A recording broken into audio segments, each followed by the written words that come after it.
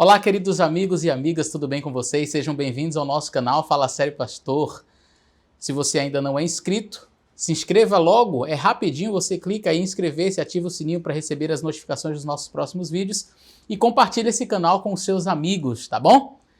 Hoje nós vamos continuar falando sobre o tema do sábado e da lei. Precisamos entender, precisamos compreender bem este assunto, porque muitos equívocos têm sido transmitidos por aí pela má compreensão deste assunto. Então, fica com a gente aí até o final. Eu espero que Deus te abençoe e te ajude muito na compreensão deste tema tão importante.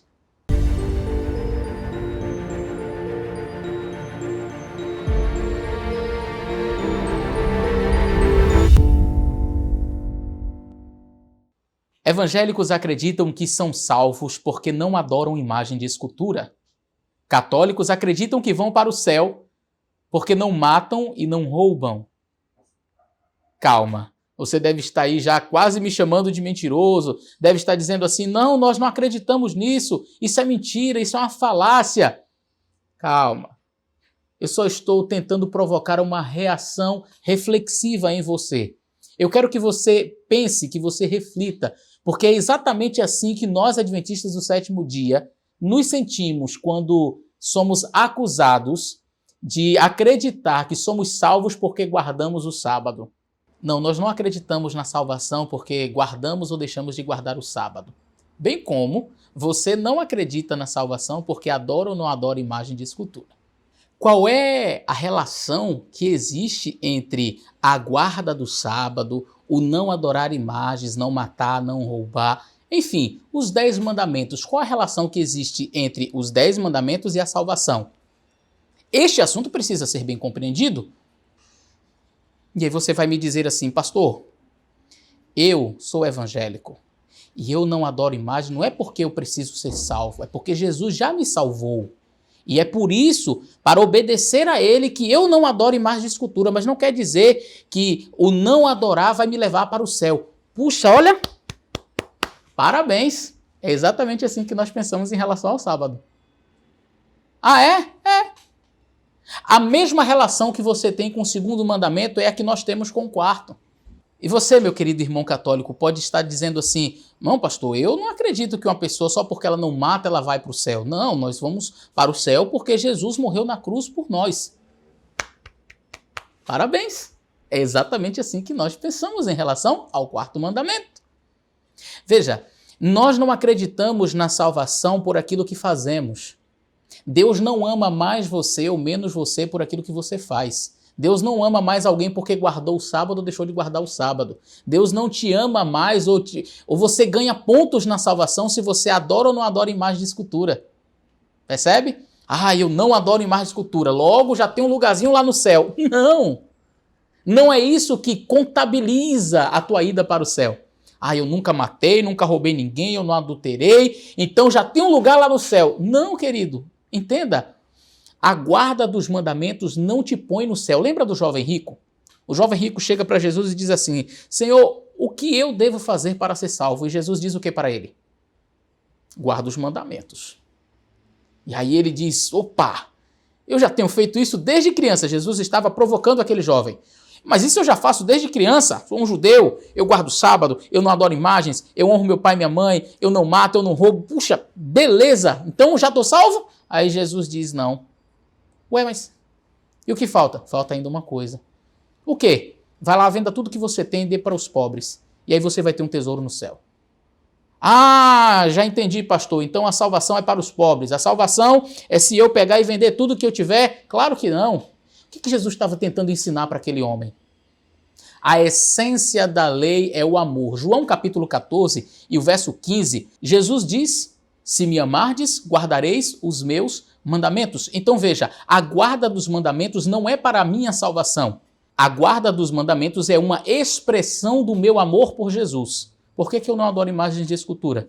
Porque eu amo Jesus. Por que eu não mato? Porque eu amo Jesus. Por que eu não adultero? Porque eu amo Jesus. Por que eu guardo o sábado? Porque eu amo Jesus. Percebeu? Olha que coisa. Então, a verdadeira compreensão do porquê guardar os mandamentos vai fazer com que você entenda a relação que nós, adventistas do sétimo dia, temos com o quarto mandamento. Não é uma relação de salvação. Nós não acreditamos que somos salvos porque guardamos o sábado. Agora, pastor, eu já li em alguma literatura da profetisa de vocês, Ellen White, onde ela diz que a guarda do sábado implica em salvação e perdição. E agora, pastor? Bom, se você, meu irmão evangélico, sabe que não deve adorar imagens de escultura, mesmo assim, você diz, eu vou adorar imagens de escultura, você vai obter a salvação? Me responda com sinceridade. Eu não estou falando do ignorante, porque a Bíblia fala que Deus não leva em conta o tempo da ignorância. Eu estou falando de você que sabe que não pode fazer, mas você realmente vai lá e faz. Você vai receber a salvação? Não. Então, perceba, eu não sou salvo por aquilo que eu obedeço nos mandamentos, mas eu me perco pela desobediência a eles. Percebeu? Você não vai receber a salvação porque não adora imagens. Mas se você adora imagens conscientemente, sabendo que é errado, você vai se perder. Então implica em salvação ou perdição. Não é que a obediência me coloca no céu, mas a desobediência me tira de lá. Percebeu? Eu vou contar uma ilustração para você que vai te ajudar a entender perfeitamente esse assunto. Eu criei essa ilustração apenas para facilitar realmente a compreensão do tema. Imagine que você foi sequestrado por um bandido e ele diz assim, olha, eu quero 30 milhões de dólares. Você tem? Bom, é possível que algum internauta que esteja me assistindo tenha. Eu, particularmente, não tenho. E se eu vendesse tudo que eu possuo, até meus órgãos, eu ainda não teria 30 milhões de dólares. E aí ele diz, olha, em um mês, se alguém não aparecer com o dinheiro, eu vou matar você. E aí vai passando o tempo, quando chega no dia, no 30º dia, aí você observa ali pela porta do cativeiro, ali onde você está, pela greta, e aí você vê alguém chegando, um homem bem distinto, de terno, todo alinhado, com umas 3 maletas na mão, e ele coloca em cima de uma mesa, o bandido está lá, ele abre, confere, 30 milhões de dólares, ele vem cá, abre a porta e diz, você está livre, pode ir. Só que imaginemos hipoteticamente que aquele bandido destruiu tudo que você tinha, você não tem mais casa, você não tem mais ninguém. E aí aquele benfeitor que você não conhece, nunca viu, ele diz assim, agora você está livre, pode ir. Aí você diz, mas Senhor, desculpa, eu nem sei o seu nome, mas eu não tenho para onde ir.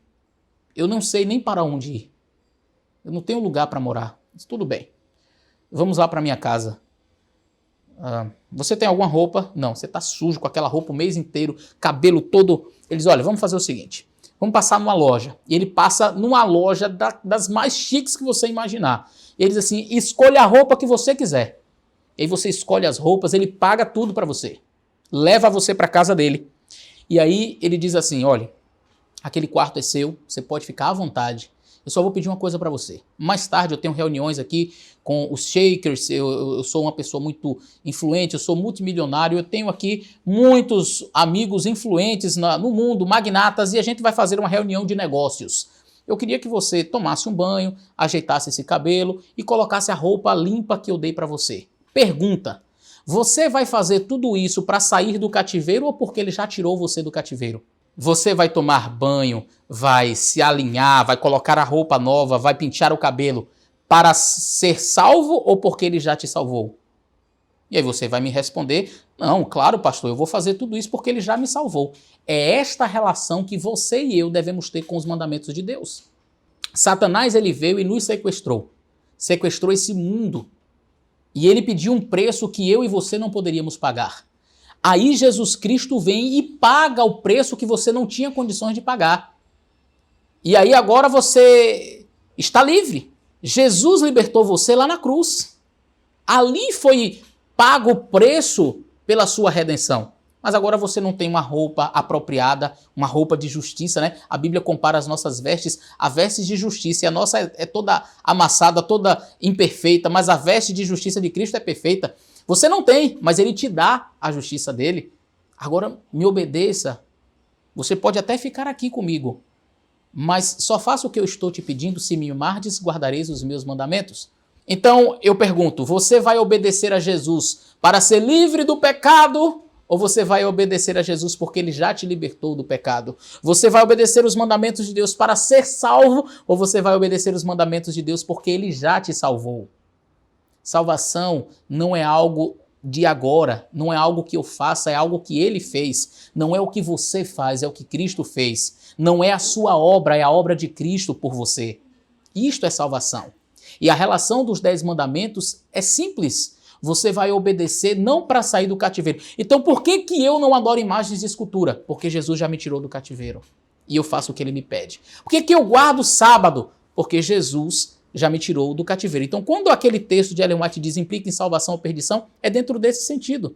Se eu conscientemente sei que se eu adorar imagens de escultura, eu não vou para o céu, por que eu vou adorar? Eu conscientemente sei que eu devo guardar o sábado, mas eu vou desobedecer mesmo assim. Então, eu estou dizendo em outras palavras, eu não aceito obedecer a Jesus. É como uma pessoa que chega e recebeu tudo, foi livre, está lá na casa do magnata e ele diz, agora tome um banho. Diz, rapaz, eu não vou tomar banho não. E também não quero botar essa roupa não. Eu não quero colocar essa roupa não. Ele vai olhar para você e vai dizer assim, tudo bem, só que você não pode ficar aqui. Eu te ofereci tudo, eu fiz a parte mais difícil. Você não pode me obedecer? Então tudo bem. Nós, adventistas do sétimo dia, pensamos exatamente assim acerca do sábado. Você pode chegar para mim e dizer, mas pastor, Paulo diz que nós estamos livres da lei. Sim, Paulo diz que nós estamos livres da lei. E o que essa expressão significa? Aqui eu queria já deixar registrado uma coisa que precisa ficar muito clara. Quando um irmão evangélico chega para mim ou para qualquer adventista e diz assim, nós estamos livres da lei, entenda-se, livres da lei, na cabeça do irmão evangélico, livres do sábado. Ele não está falando de livres da lei. Quer ver? Pergunte para si mesmo, meu querido irmão evangélico, ou adventista do sétimo dia, quando alguém te questionar, pergunte assim, você acredita realmente que podemos ter outros deuses? Ele vai te responder, não. Você acredita realmente que devemos adorar imagens de escultura? Ele vai te dizer não. Você acredita realmente que nós podemos tomar o nome de Deus em vão? E ele vai te responder não. Você acredita realmente que podemos desonrar o nosso pai e nossa mãe? E ele vai te responder não.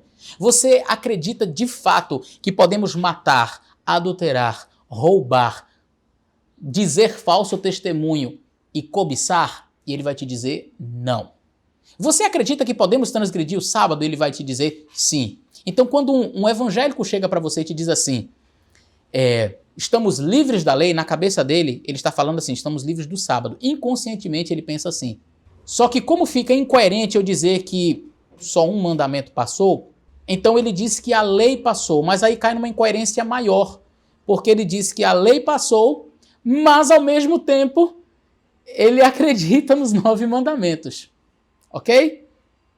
Muito bem. Vamos analisar então as cartas paulinas, os textos de Paulo. Eu não vou ter condições de explorar todos naturalmente, mas eu vou explorar aqueles que são mais utilizados. Por exemplo, Romanos, capítulo 7, Paulo diz no verso 6, mas agora estamos livres da lei, pois morremos para aquilo que estávamos retidos, para que sirvamos em novidade de espírito e não na velhice da letra. Viu aí, pastor? Eu não estou preso à velhice da letra. Eu agora vivo em novidade de vida. Poxa, que legal. Eu também. Mas Paulo diz que eu estou livre da lei. Para eu saber o que a expressão livre da lei significa, eu tenho que entender qual que é o papel da lei. Para que serve a lei? Paulo diz, nos versos seguintes, e eu acho que ler o contexto é importantíssimo, no verso 7 ele diz assim, que diremos, pois, é a lei pecado? Tipo assim, então não presta para nada? Aí Paulo diz, de modo nenhum, mas eu não conheci o pecado se não fosse pela lei. Eu não conheci o pecado senão pela lei. Opa! Então peraí, qual que é a função da lei? É claro o texto. Eu não conheci o pecado senão pela lei. Então, a lei ela tem uma função, mostrar o meu pecado. Mas por que mostrar o meu pecado? Porque 1 João, capítulo 3, e o verso 4, diz que o pecado é a transgressão da lei. Então, se eu, por exemplo, odeio o meu irmão, eu já matei. Então, tem um mandamento que diz, ela não matarás. Então, qual é a função da lei? Mostrar o meu pecado, mostrar que eu estou errado, mostrar que eu sou um transgressor. Essa é a função da lei. Não, mas a lei me salva? Claro que não. Mas ela mostra o meu pecado. Paulo continua dizendo no verso 7, porque eu não conheceria a concupiscência se a lei não dissesse não cobiçarás. Paulo diz, olha, eu não saberia que é pecado cobiçar se não tivesse escrito lá, não cobiçarás. Caim não saberia que era pecado não matar se não estivesse escrito não matarás. Ué, mas já tinha os 10 mandamentos na época de Caim? Claro que sim. Se o texto bíblico diz o pecado é a transgressão da lei, se não existe lei, não existe pecado. E se Caim matou e ele pecou, é porque existia um mandamento, não matarás. E se Lúcifer lá no céu pecou, é porque existe um mandamento, não cobiçarás, fica cobiçando o trono de Deus. Percebeu? Vamos continuar. Paulo conclui de maneira muito interessante no verso 12, e ele diz o seguinte, a relação dele com a lei. Assim a lei é santa, o mandamento é santo, justo e bom. Ah, pastor, mas Paulo aqui não está falando do sábado. Ei, calma aí, não coloque palavras que não estão na Bíblia. Paulo diz que a lei é santa e o mandamento santo, justo e bom. Acabou. São os 10 mandamentos. É a lei de Deus. Aqui Paulo está determinando qual é a relação entre a lei e o cristão. A obediência à lei é necessária porque a lei é santa, o mandamento é santo, justo e bom. Então, eu não posso desvincular Paulo desta visão que ele tem da lei. E alguns tentam colocar Paulo como se fosse assim, não precisa de guardar mandamento, não precisa de lei, não precisa de nada. Ei, o mesmo Paulo que diz que nós somos livres da lei, me diz que a lei é santa, o mandamento é santo, justo e bom. Então, o que significa ser livre da lei? Veja, preste bastante atenção. Se a lei diz não matarás e eu não mato, ela vai me acusar de quê? De nada. Eu não matei. Ela tem do que me acusar? Não, então eu estou livre da lei. Eu e você somos livres da lei aqui dos homens. Agora, no dia que você entrar na casa de alguém, roubar as coisas e você for pego, você estará preso à lei. Porque existe uma lei no país que diz que você não pode roubar as coisas alheias. No dia que você matar alguém, você estará sujeito, estará preso à lei. Mas, se você obedece, você está livre da lei. Quando Paulo fala de liberdade, é liberdade para obedecer, não para desobedecer, querido. Então, quando Paulo fala que nós estamos livres da lei, é neste sentido. Eu obedeço a Cristo e então eu estou livre da lei. Eu obedeço esses mandamentos, então eu estou livre. Eles não vão me acusar de nada. Mas no dia que eu começar a adorar imagens de escultura, aí a lei vai chegar e vai dizer assim, você está pecando. No dia que eu começar a transgredir o 4º mandamento, um dia que eu começar a transgredir o sábado, está lá a lei dizendo, você está transgredindo, está pecando. Confirmando isso que eu estou dizendo, Paulo diz em Romanos 8, verso 1, portanto, agora nenhuma condenação há para aqueles que estão em Cristo Jesus, que não andam segundo a carne, mas segundo o Espírito. Percebeu? Nenhuma condenação há. E alguns pegam esse texto e dizem assim, pastor, não tem nada a ver se eu guardo ou não guardo o sábado. Sabe por quê? Porque Paulo diz, nenhuma condenação há para aqueles que estão em Cristo. Eu estou em Cristo, não preciso guardar o sábado. Quem sabe o irmão católico pode chegar para você, irmão evangélico, e dizer assim, meu querido irmão, nenhuma condenação há para aqueles que estão em Cristo. Não tem importância se eu adoro ou não adoro imagens. Por quê? Porque eu estou em Cristo e nenhuma condenação há para mim. Percebeu? Quando eu aplico o mandamento de um jeito e não aplico de outro, eu acabo me tornando refém da minha própria afirmação, da minha própria argumentação. O livro de Gálatas é um outro livro que os nossos irmãos evangélicos e católicos gostam de usar para falar sobre a questão da lei. E em Gálatas 3, verso, por exemplo, a partir do verso 18, porque se a herança provém da lei, já não provém da promessa, mas Deus, pela promessa, deu gratuitamente a Abraão. Logo, para que é a lei? Olha, Paulo faz a pergunta, para que é a lei? Foi ordenada por causa da transgressão até que viesse a posteridade, a quem a promessa tinha sido feita e foi posta pelos anjos, mas não de um medianeiro. Ora, o medianeiro não é um só, mas Deus é um. Verso 21. E alguns já interpretam assim, tá vendo? A lei vai até Cristo. Então, chegou Cristo, eu não preciso mais da lei. Vamos continuar. Logo, a lei é contra as promessas de Deus? Pergunta Paulo. De maneira nenhuma. Opa.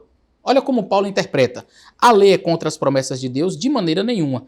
Porque se dada fosse uma lei que pudesse vivificar, a justiça, na verdade, teria sido pela lei. Então, eu não sou justificado pela lei. É isso que Paulo está dizendo. E não somos mesmo. Não somos justificados porque obedecemos ou não à lei. Você não é justificado porque não adora imagem. Você não é justificado porque não mata. Eu não sou justificado porque guardo o sábado. Mas a Escritura encerrou tudo debaixo do pecado para que a promessa pela fé em Jesus Cristo fosse dada aos crentes. Mas antes que a fé viesse, estávamos guardados debaixo da lei e encarcerados para aquela fé que se havia de manifestar. Ou seja, a vinda de Cristo era uma promessa. A vinda do libertador era uma promessa. Agora, havia garantia de que tudo daria certo? Louvado seja Deus, olhando para trás você sabe que sim. Mas Jesus ele veio arriscando tudo. Então era como se fosse um cheque pré-datado. Quando um judeu matava o cordeirinho no Antigo Testamento, olhando para a promessa do cordeiro que viria, ele estava dizendo assim, em outras palavras, eu acredito que um dia o verdadeiro cordeiro virá e me libertará. Eu serei livre dos meus pecados. Mas vamos continuar. De maneira, verso 24, que a lei nos serviu de aio para nos conduzir a Cristo, para que pela fé fôssemos justificados. Querido, você tem que entender o livro de Gálatas a partir destes versos. Você não pode pegar o verso 24 e simplesmente jogar na lata do lixo. Paulo ele pergunta para que é a lei e ele responde. No verso 24 a resposta é clara. Para que serve a lei? De maneira que a lei nos serviu de aio. Pastor, eu não sei o que é aio. Deixa eu te explicar. Na época de Paulo havia um tutor, um jovem que conduzia, por exemplo, a criança até a escola. Era como se fosse um empregado, ele levava e trazia. É o tutor. A lei, Paulo diz, que é o meu tutor, o aio, que me leva a Cristo. Qual é a função da lei? Me levar a Cristo. A lei te salva? Não, mas ela te leva para o Salvador. Ela te aponta para o Salvador. É uma ilustração antiga, eu sei que você já viu, mas só para que você entenda. Se o seu rosto está sujo, e eu digo para você assim, olha, seu rosto está sujo, querido. Não adianta você tentar passar o espelho no rosto. Ele não vai limpar. Ah, vou quebrar, não presta mais esse espelho. Ele não vai mostrar a sua sujeira, mas também não vai limpar. Você continua com o rosto sujo. A lei é como um espelho. Você está sujo, você pecou, você desonrou seu pai e sua mãe. Aí você olha lá, honra teu pai e tua mãe. Ou não, então a partir de hoje eu vou obedecer certinho, lei. Aí você me salva? Não, você continua sujo. Seu pecado está lá. A lei vai te conduzir a Cristo. Você olha e diz, puxa, tá sujo, preciso ir à água, a água da vida. Aí você vai a Jesus, aí ele vai te lavar do teu pecado. Aí agora você fica limpo. Então, a lei me serviu de aio para me conduzir a Cristo. Mas depois que a fé veio, já não estamos debaixo do aio. Porque todos sois filhos de Deus pela fé em Jesus Cristo. Porque todos quantos fostes batizados em Jesus Cristo, já vos revestistes de Cristo. E quem está revestido de Cristo não anda na desobediência. É isso que Paulo está dizendo. Nisto não há nem judeu nem grego, não há servo nem livre, não há macho nem fêmea, porque todos vós sois de Cristo. E se sois de Cristo, então sois descendência de Abraão, herdeiros conforme a promessa. Então Paulo está dizendo assim, olha, vocês são todos filhos de Cristo. Vocês agora devem estar revestidos de Cristo. E quem está revestido de Cristo faz o quê? Obedece. Não é o que ele disse, me amardes, guardareis os meus mandamentos? A relação que nós devemos ter com os mandamentos de Deus é exatamente essa.